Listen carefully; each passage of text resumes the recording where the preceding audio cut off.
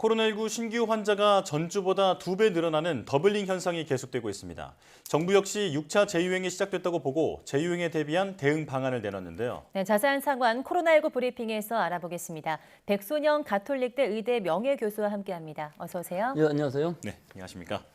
자, 최근 확진자가 계속 늘고 있습니다. 전주 대비 2배 이상 확진자 수가 늘어나는 더블링 현상이 이어지고 있는데 이제는 코로나19 6차 유행이다 이렇게 봐도 될까요? 뭐 6차라고 따지기는 좀 그런데 하여튼 지금 확산되고 있는 건 사실입니다. 오늘 39,196명, 어제 대비해서는 1,000명가량 줄었지만 주간 일평균, 즉 한 주일 동안에 하루 평균 얼마 나왔냐 하면은 27,076명인데 이전 주는 13,226명이었으니까 이 2배 이상 늘어난 상황이고요. 네. 또 위중증 환자는 69명, 사망 6명, 중환자가 동실 11%로 이 부분은 아직까지는 그 안정세를 보이고 있습니다만 사실은 확진자가 늘어나면서 2, 3주 시차를 두고서 이 위중증 환자 사망자가 발생하는 것이기 때문에 앞으로 조금 더 살펴봐야 될 부분이 있습니다. 오늘 방역당국에서 발표한 거 하나 특이한 점은 BA 2.75 켄타우루스라는 이 바이러스가 국내에서도 첫 확진자가 나왔다는 것인데요. 인천에 거주하시는 분인데 7월 8일 날 증상이 발생했고 11일 날 확진됐는데 이 부분에 이제 역학조사를 통해서 14일간 앞으로 역학조사를 계속 접촉자를 관리할 예정으로 있는데 문제는 이분이 해외 여행력이 없다고 합니다. 그렇기 때문에 지역사회 발생으로 지금 알려지고 있기 때문에 우리 지역사회에서도 이 2.75 이게 인도에서 5월 말경에 발생을 했고 전 세계적으로 10개국 이상에서 지금 발생하고 있는데 아직까지 그 확산세는 좀 뚜렷하지 않지만 여러 가지 유전자의 특성이라든지 이런 것들을 봤을 때에는 BA5가 지금 전파력이 제일 강하고 거의 전 세계적으로 우세종이 되고 있는 상황에서 이 바이러스에 감염된 이후에도 이 BA 2.75에는 또 재감염이 될 수 있다는 가능성이 있어서 좀 우려가 되고 있는 변이주라고 볼 수 있습니다. 네, 이렇게 더블링 현상이 이어지면 그 다음 주면 10만 명 돌파도 가능할 것 같은데 그 예상 숫자는 어떻게 보십니까? 글쎄요, 그 예상은 굉장히 어렵습니다만은 지금 더블링되는 시기, 즉 일주일에 2배씩 늘어나기 때문에 사실은 뭐 5천 명 수준에서 10,000명, 20,000명, 40,000명. 그리고 다음 주가 되면은 뭐 8만 명 정도까지 예상은 할 수 있겠습니다만은 사실은 우리가 오미크론 처음에 유행할 때는 그런 속도로 갔습니다. 하지만 지금은 좀 우리 국민들의 면역도가 좀 다른 시기라서 이것이 계속 더블링이 일주일 간격으로 나와서 다음 주가 지나면서 10만 명이 넘어갈 것이냐 하는 데는 좀 의문이 들고요. 결국은 어느 정도 수준에서 정체가 될 것인데 제가 예상하기로는 한 10만 명 정도 수준에서는 정체가 되지 않을까 그렇게 예상을 할 수가 있는 것이 재감염 사례가 아무리 많다고 해도 우리가 면역도가 적었을 때랑 지금 1,800만 명 이상이 감염되고 이 실제로 숨은 감염자도 많은 상황이기 때문에 예방 접종률도 점점 높아지고 있고요.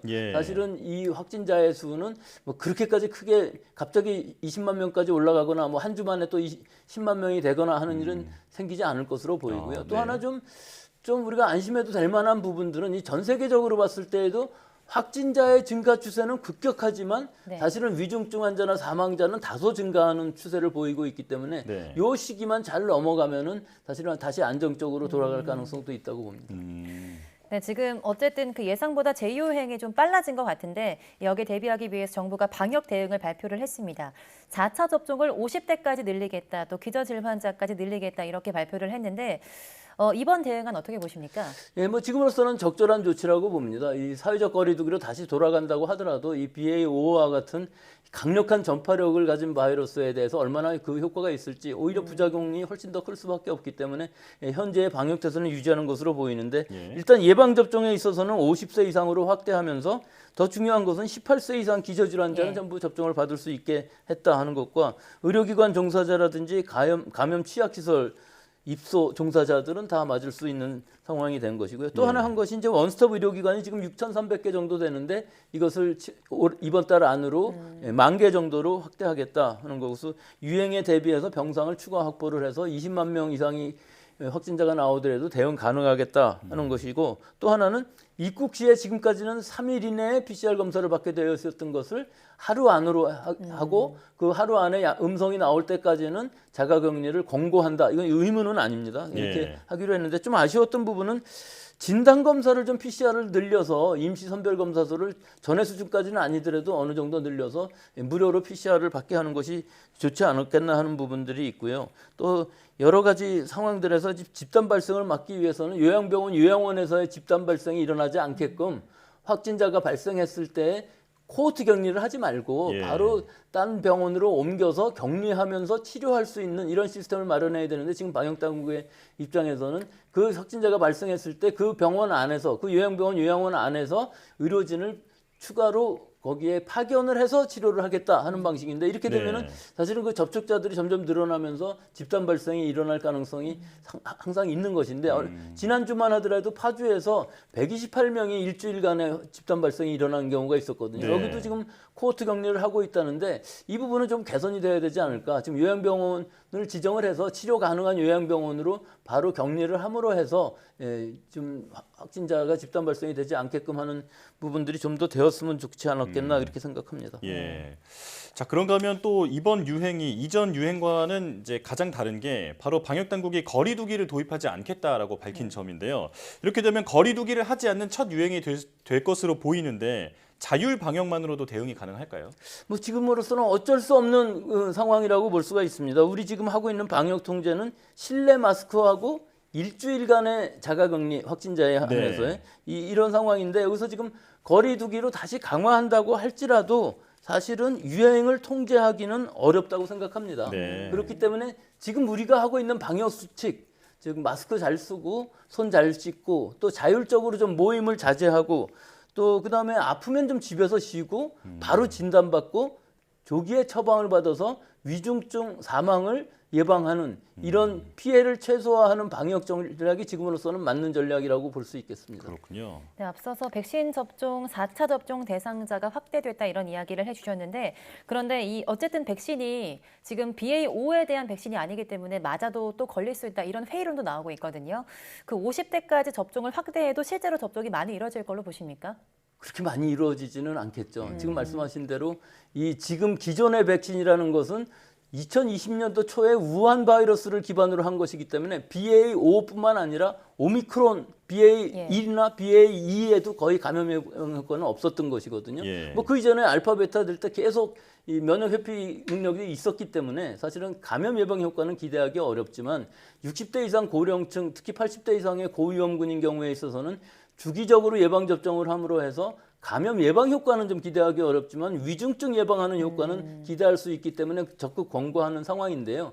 사실은 80대 이상도 지금 50% 좀 넘는 상황이고 60대인 경우에 있어서는 20% 좀 넘는 상황이거든요. 네. 그렇기 때문에 기저질환을 갖고 있지 않으신 분들의 경우에 있어서는 50대에서 아마 예방접종의 수용성은 상당히 떨어질 것으로 볼 수밖에 없는데 사실은 확대를 한 의미가 예방접종을 받을 기회를 주는 허용했다는 의미가 훨씬 더 클 수가 있기 때문에 네. 본인이 원한다면 언제든지 예방접종을 받을 수가 있는데 실제로는 3차 접종까지 받으신 분들이 4개월이 지났다고 해서 이 예방접종에 의한 중증 예방 효과를 기대하기는 사실은 이득이라고는 좀 기대하기 어려운 부분들이 분명히 있어서 수용성은 상당히 떨어질 것으로 보이지만 어찌됐든 모든 연령층에서 면역력이 약화되신 분들, 기저질환이 있으신 분들은 주기적으로 예방접종을 함으로 해서 위중증을 좀 예방할 수 있는 그런 효과는 기대할 수 있기 때문에 그런 부분에 있어서 고위험군에 대한 중증 예방 효과를 기대하면서 아마 이런 조치를 내놓은 것으로 보입니다. 예. 네. 자, 이 백신 그 접종에 대한 수용성이 떨어질 수 있다라는 점을 좀 우려를 해주셨는데, 자 그렇다면 그럼에도 우리가 백신을 맞으라고 지금 계속 방역 당국에서 권고를 하지 않습니까? 그 맞았을 때 이점에 대해서 조금 더 정리를 해주시죠. 예, 맞았을 때의 이점이라고 하면은 지금 장기적으로 중증 예방 효과를 가질 수 있다 하는 네. 것인데 기저질환이나 면역 약화 환자인 경우에 있어서는 항체가 생기더라도 상당히 짧은 시간밖에 유지가 되지 못하고 예. 세포 면역이라는 것들도 면역이 잘 생기지 않기 때문에 좀 더 짧은 시간 안에 기간 동안에 주기적으로 예방 접종을 받을 필요가 있는 그런 이득이 기대되는 상황일 수 있습니다. 하지만 그렇군요. 이제 BA.1에 대한 개량 백신이 지금 상용화되어 있는 순간인데 아직까지도 그것이 승인을 받고 있는 상황이 아니기 때문에 아마 네네. 그것이 나올지 안 나올지는 모르겠습니다. 미국의 경우 지금 FDA에서 BA4나 BA5에 대한 개량 백신을 만들어 달라고 권고하고 있고 이것이 아마 10월이나 11월 정도에 나올 것으로 보이는데 만약에 이 개량 백신이 우리 손에 들어온다면은 그때에는 고위험군들은 물론이니와 유행이 좀 확산된다면은 고령층들 또는 일반 젊은 층들도 한 번 더 맞는 것이 의미가 있겠습니다만은 지금으로서는 지금의 기존의 백신으로서는 사실은 여러 가지 이득이 좀 기대하기 어려운 상황이라서 좀 여러 부분에서 수용성이 떨어질 부분들이 분명히 있어서 이득을 지금 생각하기에는 기존의 백신으로서는 상당히 좀 어려운 부분이 네. 있다 말씀드리겠습니다. 그렇군요. 어쨌든 백신 접종이 그 위중증을 막는 데는 어느 정도 효과가 있다 이렇게 말씀을 해주신 것 같습니다. 그런데 요즘 또 감기나 냉방병으로 인해서 증상이 나타나도 코로나19가 아니겠지 이렇게 생각하는 분들이 또 있더라고요. 코로나19와 냉방병, 감기를 좀 구분할 수 있는 방법이 있을까요?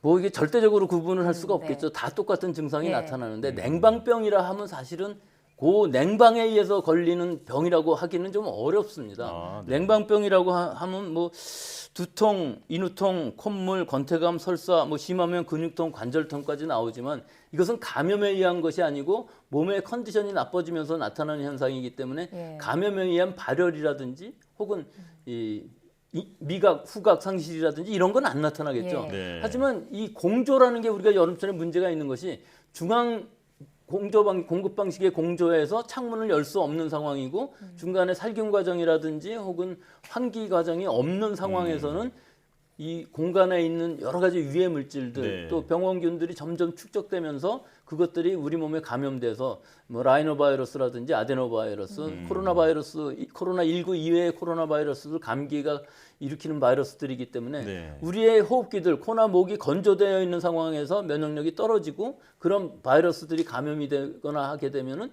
결국은 감기가 걸리기 쉬운 상황이 될 수밖에 없다는 것이죠. 네. 그렇기 때문에 여름철에는 이렇게 장기간에 걸쳐서 장시간에 걸쳐서 실외와 실내의 온도 차이가 큰데 노출되는 시간을 좀 줄여야 되는 부분들이 있고요. 또 환기를 좀 자주 시킴으로 해서 이런 네. 부분들을 막을 수가 있기 때문에 또 몸의 체온을 보호하기 위해서는 사실은 뭐 겨울옷이라도 끊어서 좀 몸의 체온을 유지하는 이런 방식들을 통해서 감기에 걸리지 않게끔 하는 것이 훨씬 더 중요한 상황이고요. 이 냉방병이라든지 혹은 감기라든지 이것들 증상만으로 구분하기는 상당히 어려운 부분이다 예, 예. 하는 것과 또 레지오넬라라는 세균성 질환도 있어서 네. 이 냉방을 하는 중에 있어서 이 냉각수에 레지오넬라라는 세균이 감염되게 되면 여러 사람들이 공조에 의해서 대규모 집단 발생이 일어날 가능성도 있어서 네. 이런 증상이 의심될 경우에는 이제 혈액 검사, 혈청 검사라든지 이 가래나 콧물 같은 데 검사를 통해서 그것이 레지오넬라증은 아닌지도 좀 검사해 볼 필요가 있는 시기라고 보겠습니다. 예. 네. 뭐 BA5 그리고 BA2.75 그리고 또 여름 휴가철 이동도 있고 냉방기 사용까지 코로나19가 급증할 수 있는 요인들이 굉장히 많은 요즘인데요. 더 철저한 방역 대책 준수가 필요할 것 같습니다. 오늘 말씀 여기까지 듣겠습니다. 고맙습니다.